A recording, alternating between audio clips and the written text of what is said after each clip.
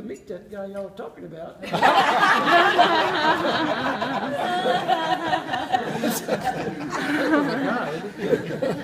He sounds like a saint to me. But you understand why that I was so glad to get this girl. I knew what you appreciate sending. I appreciate it. Oh. And I'll tell you a little story about that later on. But you're right that we haven't had a fuss a year. But one thing we have in our house, a little plaque that says, "A home is where each lives for the other, and all lives for God."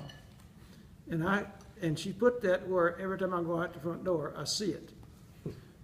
And she's treated me that way all my life. She's put me first. Pam gave it to us. Pam gave it to us. She gave it to us, yeah. And we've tried to live by that. And to the point that, yes, I do enjoy holding her hand where I need to or not. I still get that buzz when I hold her hand. And just to let you know that I won't let her go to sleep till I get my goodnight kiss. So it is not put on love. We've loved each other dearly. And you are special to us because everything you've said is talking about family. Family. You're our family. And we're so proud of the fact this is our family. And we are proud of every one of you. And we wouldn't swap you out for anybody else. And to think that we'll take out all of them here is just more than we dreamed of. When we talked about it about a year or so ago, we said, the best thing we could enjoy is celebrating our time together is to be able to get all of our family together. And God made it possible. You're here.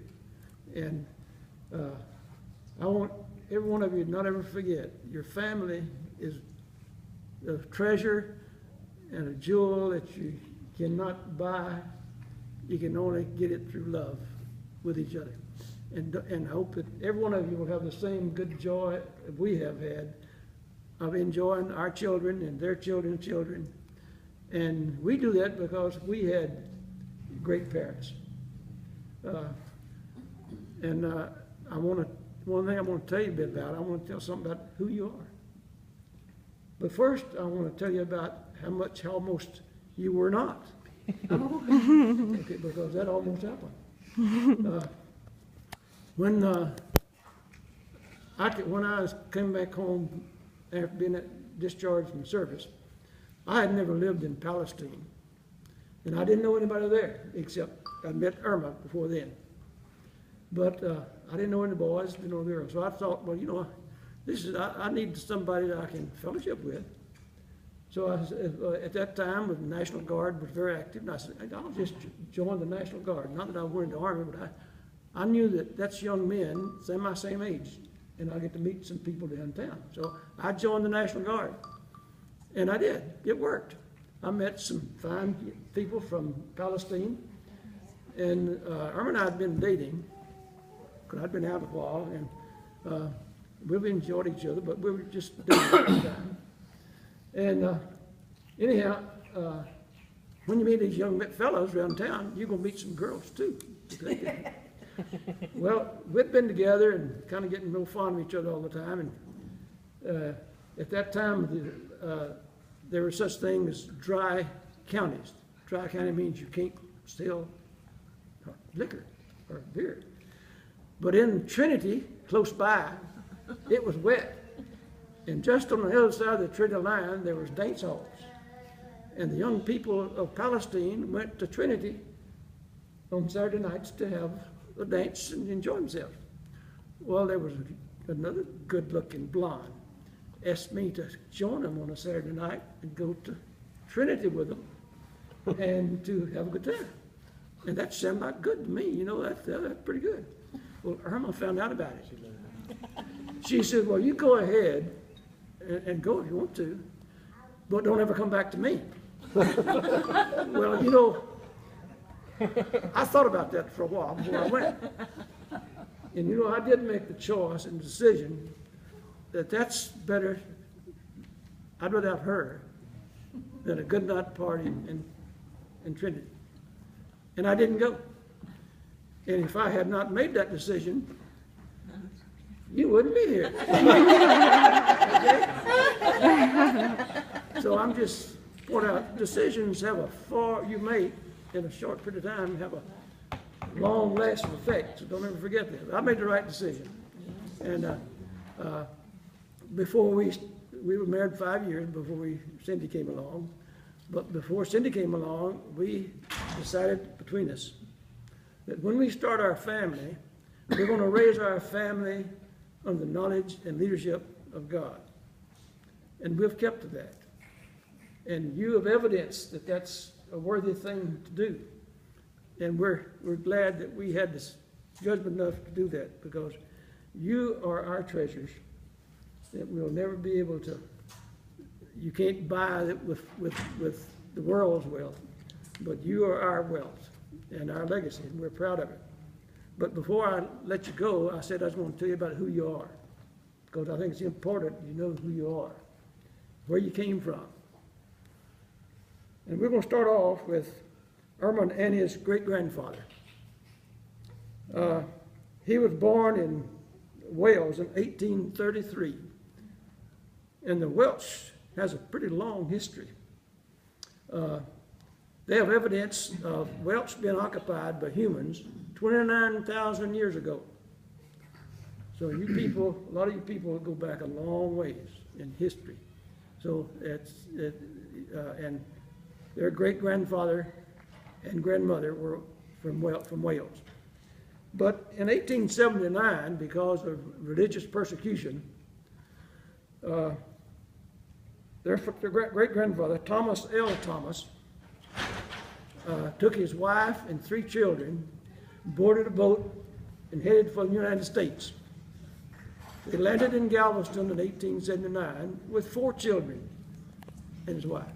One was born en route from Wales to the United States. He died at 90 years old. He had a long, good life. They had 7 children. And one of those children was Erma's grandfather, Samuel Thomas. He was part of that. He was one of those children that came over with the first group coming from Wales.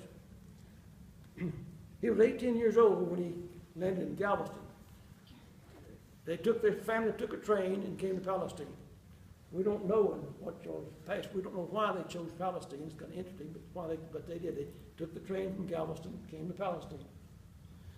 But anyhow, 2 years later, he met and married a beautiful Cherokee girl whose father was 1/2 Cherokee and mother was 3/4 Cherokee. So these people got Cherokee in them. Did you know that? Wow. Yeah.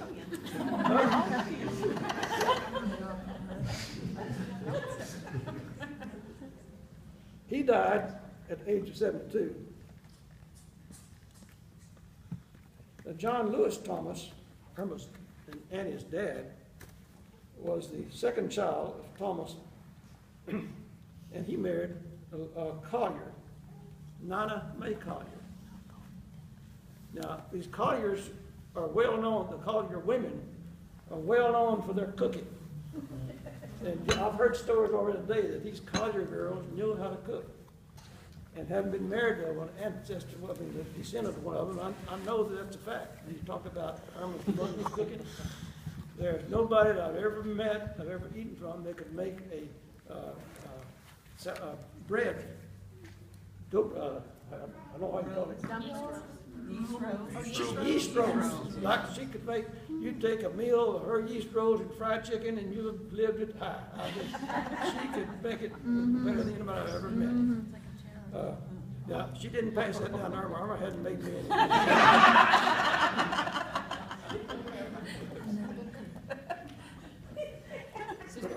Erma's great-grandmother, Mary Lou Mitchell, who was the first generation of the Owens, Erma's and Annie's family tree, was born in 1845 in Fort Sill, South Carolina. So we don't know where they came from there. But he married a girl, Maddie Maud Fields. Erma's mom, Nana Mae, married John Lewis Thomas. Erma's mother, Nana, was the first of 5 children of Fred and Maddie Collier. And of course, you know Annie and Erma and us. And so,